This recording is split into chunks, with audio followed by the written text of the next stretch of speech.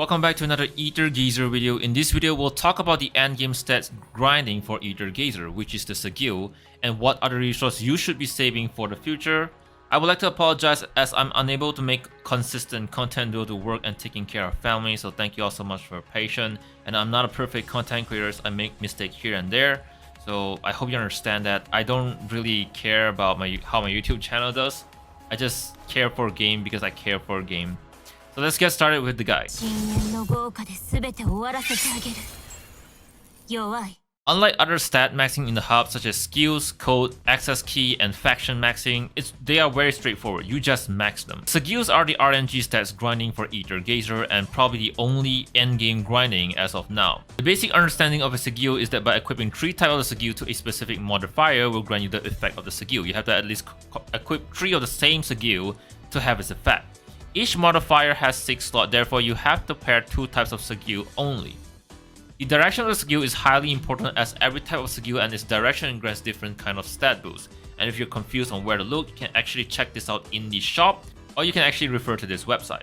I have a lot of people asking me in the comment section what's the best for Shinri Tsukuyomi. My answer is on the screen. As for the stat, roll for quick damage, and thunder damage are the priority. Keep in mind that only 5-star SIGIL matters, 3, 4-star do not matter, so do not max them out. But if you accidentally max them out, you can actually sell them and get your resources back, but you won't be getting your gold back. The way to farm SIGIL is by unlocking Battle Sweep. You unlock this after clearing Story Chapter 5, Part 1. It's only recommended to do the highest stage as they grant you higher chance of obtaining SIGIL. If you're lucky, you might get a SIGIL drop at a direction you want, and at the same time a faction enhance. Another way to obtain SIGIL is to sell your 5-star SIGIL, whichever you do not need. One 5-star will grant you 5 SIGIL core. You will need 15 SIGIL core in order to exchange for the wanted SIGIL in the shop. In the shop, you can choose which direction you want, but the shop does not contain a faction enhance. It's coming in empty-handed, without a buff, without a faction. There are special SIGILs that you can only obtain by clearing weekly hazard zone cleaning, and then you get this little currency right here, and then you can go to the shop and buy for this some of this limited only in the shop SIGIL. The one I recommend are Nibelung Genlate, which helps you to charge up your ultimate. This is very useful for your support DPS that pairs with your main DPS. Your main DPS SIGIL is going to be focused on damage, while your support is going to focus on gaining ultimates. The second one I recommend is Swordsman Crit for PGR player especially. It increases your critical rate by 75% every time you dodge. Therefore, you really just need to increase your crit damage and elemental damage for your secondary and tertiary stat for your modifier. There are others, but these are the 2 that I highly recommend getting. When 2.0 was introduced, there are limited SIGILs where you can farm only during the time-limited event, but we'll talk about this in the future. Next, we'll talk about SIGIL faction. SIGIL can be rolled for a faction buff. For example, Tsukuyomi is a Shino faction, and if I roll for the stat for Shino, Tsukuyomi will gain an additional 20% stat from the SIGIL.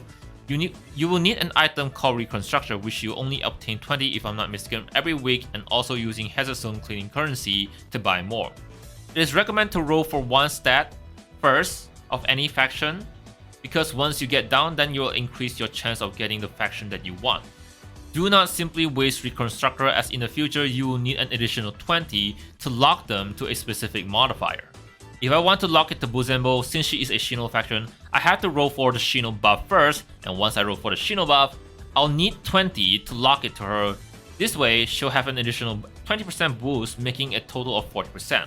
And only by locking it to a specific character, the SIGIL level in the future patch, can be limit broken to level 60 for more stat boosts. In the future patch, once a SIGIL is equipped to a specific direction, you will also be able to add some additional buffs such as reduced cooldown for specific 3rd skill or 2nd skill, additional damage, and more damage for boss, more damage for mobs, and stuff like that. More SIGILs are gonna get released in the future, and to be honest, a lot of characters are gonna be swapping, and there's actually a way to change them, and so therefore you don't really have to worry about them, you don't have to sell them. All you have to do is do some sort of weekly grinding and you'll get that currency, and in the future you can change to that specific SIGIL. Now let's talk about the best way to reroll stats. When you max a SIGIL to level 40, you will be able to add a secondary and tertiary stat. The primary stat is the one that I mentioned that says about the direction of the SIGIL. The most effective way to reroll for stat, it is recommended to convert the blue SIGIL modules, T1, to purple. Use the purple module to roll for the stats you want if you're playing DPS.